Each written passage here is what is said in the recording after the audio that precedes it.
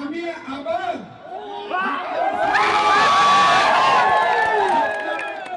আপনার সামনে বলছি কি লোকসভা চুনাव পরে সরকারে আবার আমি 50,000 ছেলে মেয়েকে চাকরি দিব।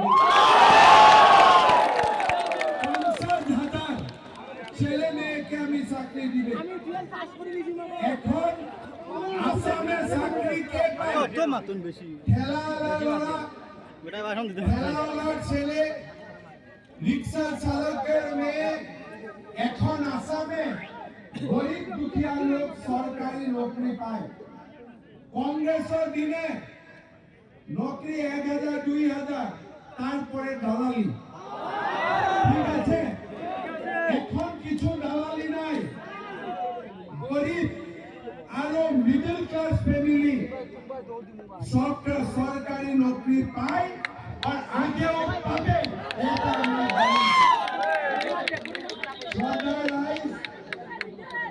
লাস্ট ইলেকশন হয়েছিল, বিজেপি কে ভোট দিন, আমি অরুণোদয় নামে একটা নতুন স্কিম আমি শুরু করব। কি স্কিম? কি প্রত্যেক মাসিক 830 টাকা ব্যাংক অ্যাকাউন্টে জমা হবে। আমাকে কেউ বিশ্বাস করছিলাম না কি রকম এটা সম্ভব হবে। 830 টাকা মাসিক কি রকম আসবে? এখন আমাকে কেউ অবিশ্বাস করেনি। কেন? 3 বছর মহিলার অ্যাকাউন্টে 1250 টাকা মাসে 10 তারিখ জমা হয়। এখন আমি আপনাকে কি বলছে কি যতগুলা মা আছে এখনো অরুণোদয় পায়নি। ঠিক আছে, শোনার পরে আমি প্রত্যেক বাড়িতে একটা অরুণোদয় দেওয়ার ব্যবস্থা করব।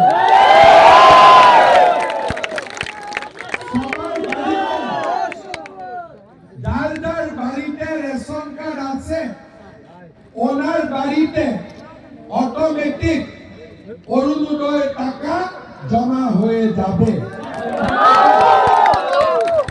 আপনারা একটা কথা মনে করে শুনেন, আমি যখন বললাম কি 50,000 নতুন চাকরি হবে, সবার বাড়িতে অরুণোদয় জমা হবে, আমি কি বললাম কি খালি হিন্দুর বাড়িতে জমা হবে? আমি কি বলছি? আমি তো বলেননি। কিন্তু কংগ্রেস বলে কি বিজেপি মুসলমানের কাজ করবেন না। আপনারা বলেন মুসলমান অরুণোদয় পায় কিনা? মুসলমান লোকগুলা প্রত্যেক মাসে 5 কেজি ফ্রি চাউল পায় কিনা? মুসলমানের হাতে আয়ুষ্মান ভারত কার্ড আছে কিনা? আপনারা বলেন মুসলমান লোকের বাড়িতে অরুণোদয় জমা হয় কিনা? হয়। তেতিয়াহলে কংগ্রেসে কিয় কয়?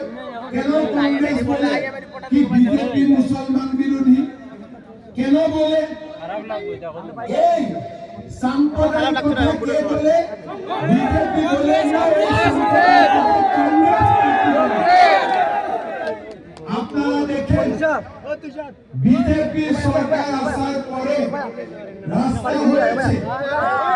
এই রাস্তায় কি হিন্দু মানুষরা যায় কি মুসলমান মানুষরা যায়? সব যায় কি নাই যায়? ঠিক বলছি তো? আমি এখন আসামে রাজধানী এক্সপ্রেস গুয়াহাটি শিলচর ব্রডগজ হয়েছে মোদি সাহেবের আসার পরে। ব্রডগজে খালি কি হিন্দুরা যায় কি মুসলমানও যায়? সব যায়। তো কংগ্রেস কেন বলে কি কংগ্রেস পার্টি কেন বলে কি আমরা মুসলমানের কাজ করেননি? कांग्रेस पार्टी खाली झूठ बोलने जानते हैं और कुछ बोलने नहीं जानते हैं।